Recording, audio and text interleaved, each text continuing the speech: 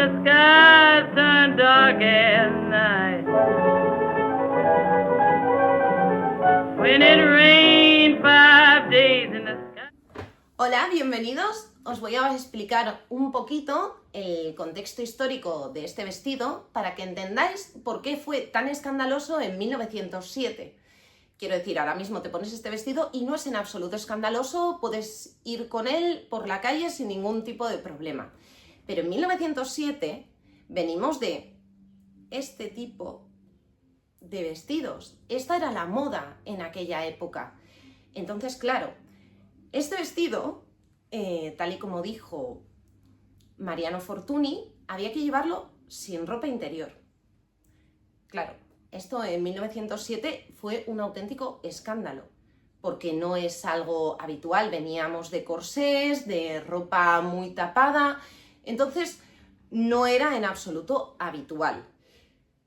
Fue toda una revolución. Entonces, eso hay que entenderlo para poder entender todo lo que viene después. Este hombre hizo una patente en 1909, que es esta de aquí.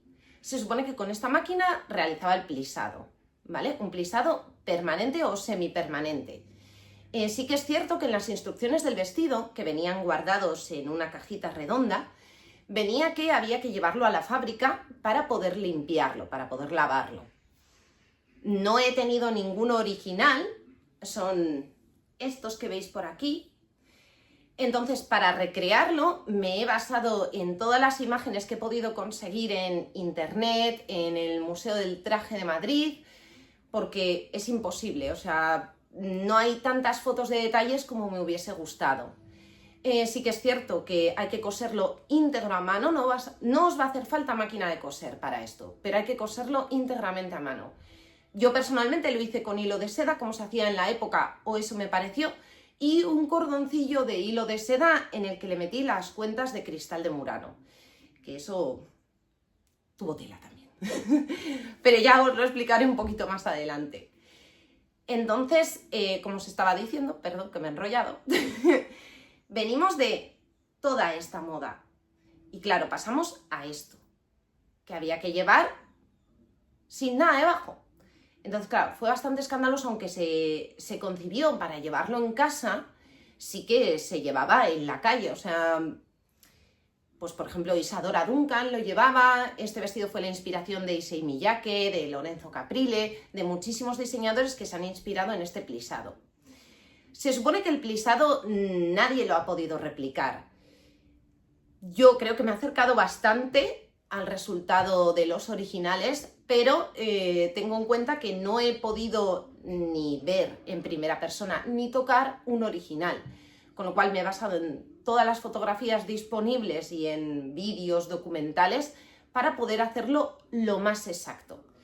Entonces os voy a dejar un vídeo de todo el proceso para que podáis hacerlo en vuestra casa. Sí que os aviso que vais a necesitar una tubería de PVC. Suena muy raro, pero la vais a necesitar. ¿Por qué? Porque en un principio pensé, ¿por qué este hombre compraba las telas a Japón cuando las podía haber comprado a China, que en aquel entonces, y yo creo que también ahora, siempre ha sido el líder en la fabricación de seda? Entonces pensé en Japón, que había en Japón, un poquito la historia, y ahí descubrí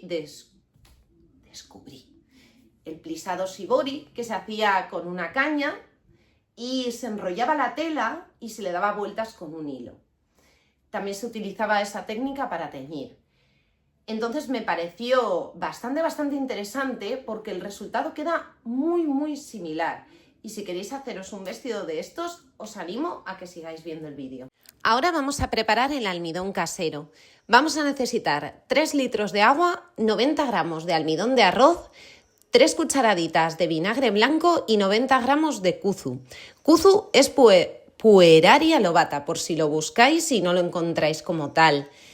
Que sepáis que hay que mezclar por un lado el almidón de arroz junto con agua, siempre fría, y por otro lado el kuzu con agua fría también. Lo removemos bien y lo añadimos al agua hirviendo que ya tenemos. Y lo último que tenemos que hacer es añadirle el vinagre, que son Unas 3 cucharaditas, 15 mililitros, más o menos. Una vez que tenemos el almidón ya listo, lo dejamos que se temple un poco, sin que tampoco pierda muchísima temperatura, pero no hay que echarlo hirviendo. La seda tiene que estar ya lavada y húmeda, pero sin suavizante.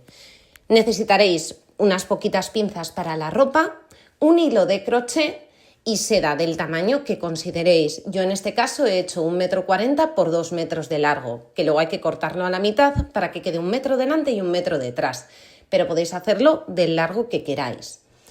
También he utilizado una tubería de PVC de 125 de diámetro por 1,40 de largo. La tela la he plegado sobre sí misma manteniendo los orillos en los lados y luego la he vuelto a plegar porque si no, no me cabía en la tubería. La he mantenido sujeta por el orillo principal en la parte superior con las pinzas para la ropa y luego he hecho un nudo al hilo de crochet y lo he ido bajando más o menos cada centímetro, una vuelta a 1 centímetro aproximadamente, para que quede regular pero sin que parezca que lo ha hecho una máquina. El plisado original no era perfecto y cada vestido es distinto al otro, leves diferencias, con lo cual no tiene que quedar como si lo hubiese hecho una máquina. Ahora el problema es que hay que plegar toda esa tela sobre sí misma. Está mojada, con lo cual cuesta bastante. Yo en este caso he utilizado a mi marido porque yo no tenía fuerza suficiente para plegarla por completo. Y a él la verdad es que le ha costado bastante. Entonces, si tenéis fuerza, estupendo, y si no, le podéis pedir ayuda a alguien o hacerlo entre varias personas, porque la verdad es que el proceso es bastante divertido y os animo a intentarlo. Una vez hecho esto, tenemos que verter toda la mezcla del almidón y dejarlo secar durante unos 4 días. La seda no se puede sacar del tubo hasta que está completamente seca. Para eso, pues aceleré un poquito el secado, sacándola fuera de la ventana en horizontal, tapada con una muselina de lino, aprovechando que hacía 30 grados. Entonces, no tardó tanto en secarse, pero sí que es cierto que si no lo aceleráis, podría tardar bastante. Para este vestido no lo he trabajado con patrón, simplemente he hecho un moulage partiendo de 1 metro de delante y 1 metro de detrás. Le he abierto un escote pico y con el moulage he ido manteniendo todos los pliegues y le he colocado alfileres para luego proceder a coserlo a mano, cosa la cual tampoco ha llevado tanto tiempo como yo creía. Lo más complicado ha sido introducir todas las cuentas de cristal de Murano en el hilo, aunque la verdad este hilo era específico de bisutería, con lo cual me ha permitido poder enhebrarlas sin ningún problema. Y mientras las enhebraba, he dejado un espacio de unos 2 dedos entre cuenta y cuenta, 2, 3, según como quisiera plomarlo, y he ido cosiendo ese hilo de seda con otro hilo de seda y una puntada bastilla. Primeramente recordar que he cosido todo el borde con una puntada bastilla para que no se deshilache.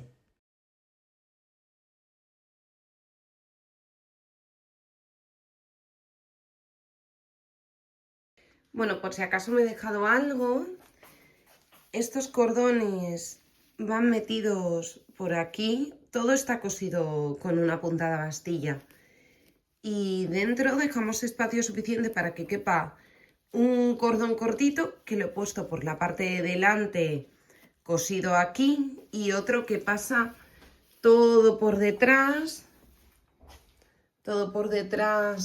del busto. Aquí le he dejado un canal que se ven ahí las pequeñas puntadas, vi que era así en los originales, y lo mismo pasa hasta el otro lado y aquí hay otro que sí que he dejado atado aquí, es decir, no es este del escote, sino que lo he falseado y va cosido por dentro.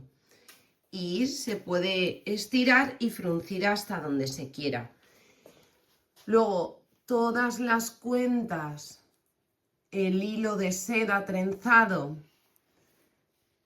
todo va cosido con la puntada bastilla. I woke up this morning, can't even get out of my